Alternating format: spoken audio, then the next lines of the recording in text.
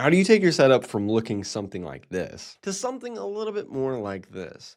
Well, most people will tell you that you need a $4,000 camera and $2,000 worth of lights, but I've been able to achieve this look with simple lights that cost under $100. So in this video, I'm going to be breaking down the 4-step process that I use to transform my YouTube lighting setup. Okay, just for a second, I need to go back here and let us start from a blank canvas. So this is how my lighting setup would typically look if I'm just using the overhead lights around me. Now, I would argue that this looks terrible, so let's not do this. Step number 1 is we do first have to start with a blank canvas, though. So if you do have overhead lights, what we'll do in just a second is we're going to turn those off. Also, I would recommend if you have windows in your room, put something over those so we can truly start with the blank canvas. Because as we're adding different lights, if you have window light competing, one thing it's going to do is as the time of day changes, you're going to see the lighting change, but then it's also going to be so much harder to make the lights look like we want them to because we are competing with the outside light.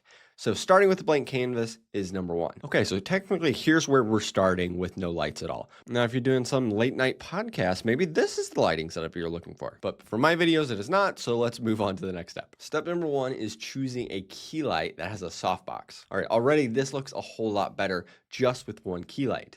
Now, your key light is the main light that you're going to be using. And there are different levels of budget here, but the specific key light I'm using, I literally got off Amazon for like $40. Because there are lights that you can use, kind of the pro YouTuber lights, that are going to cost $1,000 plus, but this one works just fine. But there's a couple things you have to understand about the key light to make sure that it looks the best. Rule number 1 is you want to get the light as close as possible to you. As you can see here, I can literally touch the light from where I'm sitting on my desk. And the reason we do this is because the closer the light is to us, the bigger the light source is. And the bigger the light source is, the softer the shadows are going to look on our face, which 1 is going to make it look more cinematic, but 2 is just going to be a better quality of light. So it's going to make you look better. Now, what you may have noticed, there's also something over my key light.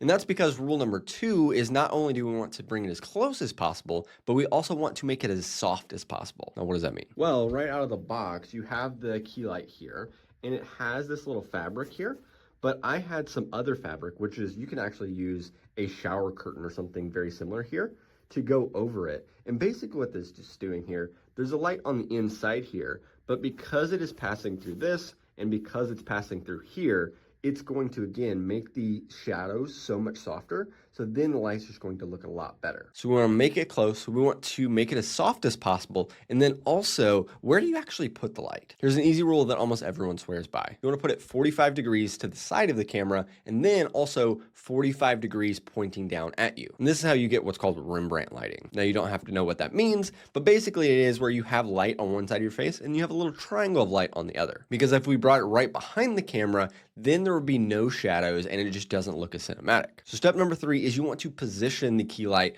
to the left or to the right of your camera at a 45-degree angle and have it pointing down also at a 45-degree angle. Now, this looks decent, but I think the next lights take it to the next level. Now that we've chosen a key light, the next light that I like to add is called a hair light. And that is a light that literally lights up your hair. So this is what it looks like with the hair light. And honestly, just with one change, it automatically looks a lot more cinematic.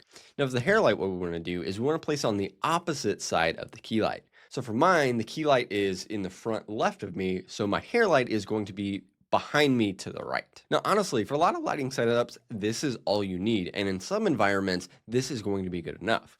But I also like to add one more kind of light that I think takes it to the next level. And these are accent lights. And this is also the one that you can get more creative to make your studio stand out compared to everyone else on YouTube. So I've got a couple of them and let me show you the difference. Now I've got a couple different accent lights, but they're all pretty cheap. And let me show you what each one does one by one. So starting with no accent lights here. Now we've got a little RGB light that is lighting up my books and even more separating me from the background. Now we turn a lamp on. We place another RGB light by the plant to light it up. And then now one of my favorites, I ordered some Christmas lights online and put it in my plant, and now it looks like this. Now again, the crazy thing is we're not spending thousands of dollars on lights. It's a handful of lights, some you probably already own, and then the rest are all under $100 each. Now I will be honest, I do like lighting and I'm constantly trying to improve how my YouTube setup looks like.